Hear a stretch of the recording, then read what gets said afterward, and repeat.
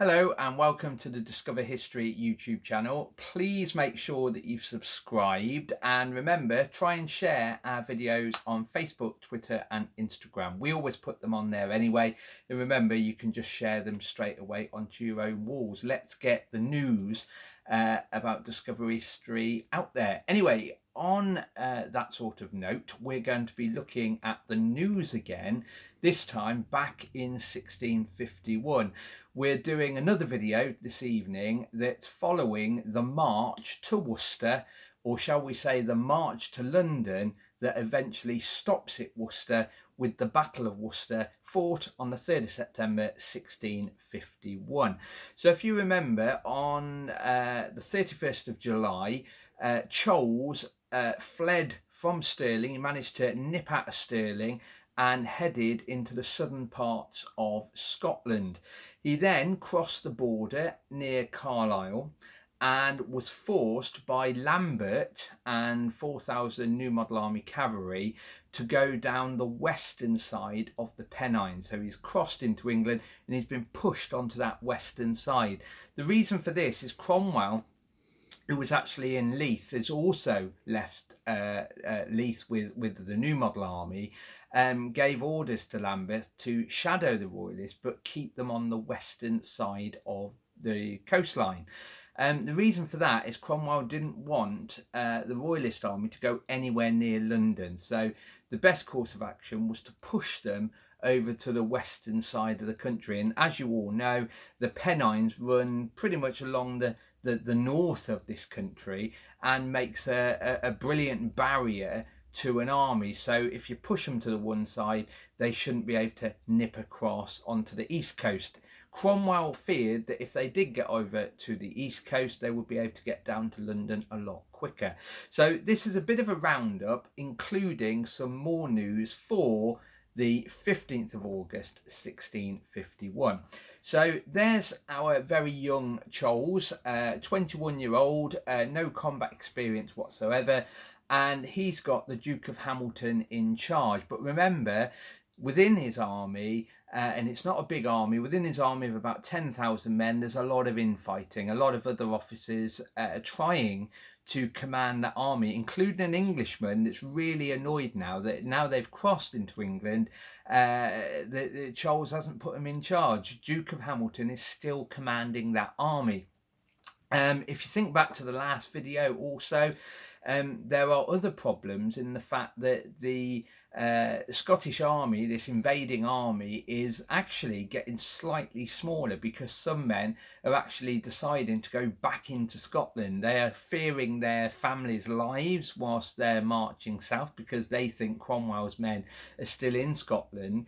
And the other thing is some of the Highland clans are fearful that other clans will take their land and burn their houses to the ground. So there is quite a bit of desertion within the ranks. So it's not a glorious Royalist army marching technically to the coronation of Charles II. This is an army that's literally jumped out of Scotland to escape Cromwell, heading down to London to retake a throne, but the supply routes are non-existent, so they're having to live off the land. And Cromwell, remember, is ordering the whole of the north to slow this army down, to not give them any quarter, not to give them any food, not to give them any drink. But remember, an armed force like the Scottish army is not going to say no to some man standing there saying, you cannot take my horses, you cannot take my grain.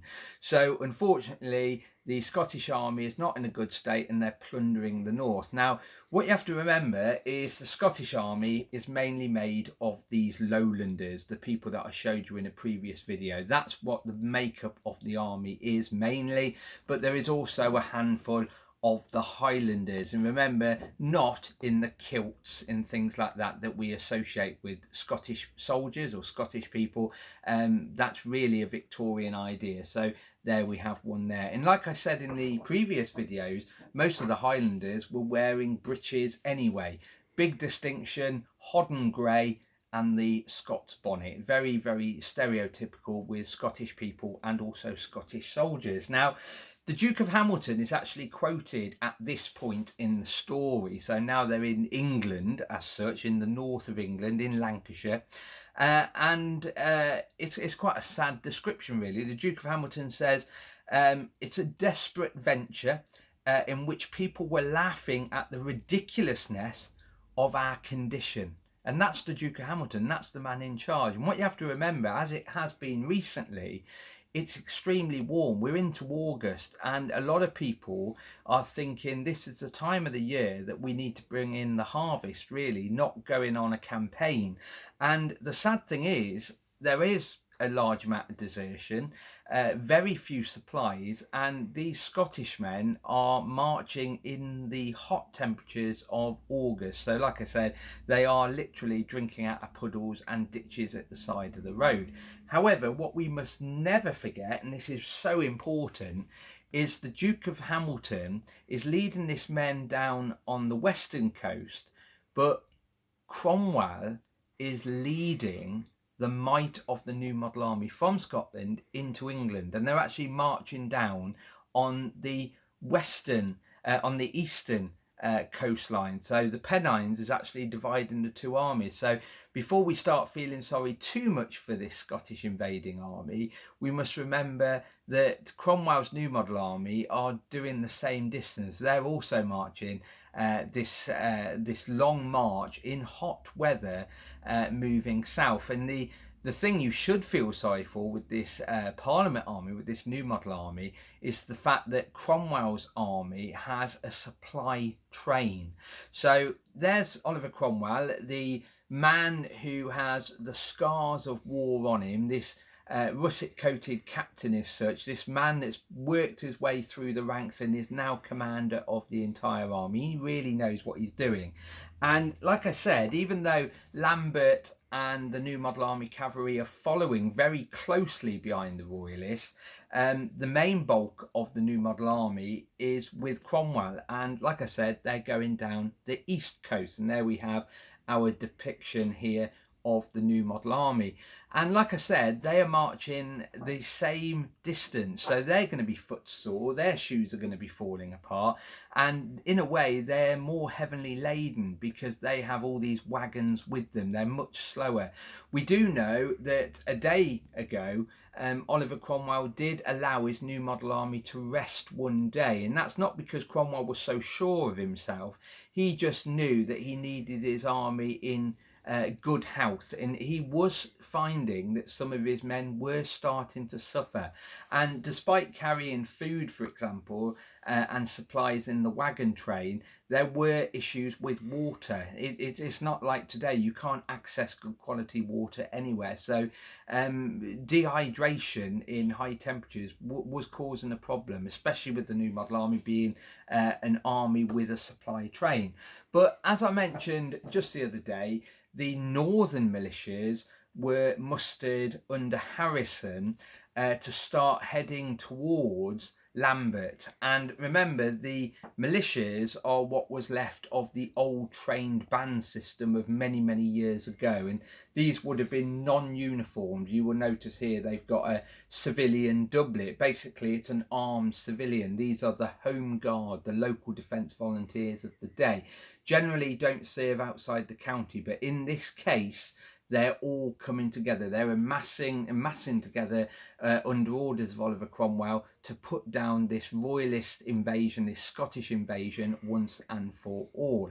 So the militias are coming together, but at the moment it's really the northern militias that are coming together, and they're heading on a direct line to Lambert. So eventually you'll have this royalist army going down the west coast, the Lambert's 4,000 New Model Army cavalry plus Harrison's militias, all literally following that royalist army, whilst Oliver Cromwell and the slow moving New Model Army comes down on the eastern coast. They are going to all meet eventually, and without spoiling the story too much, they will all meet, they will all converge at Worcester for the 3rd of September 1651.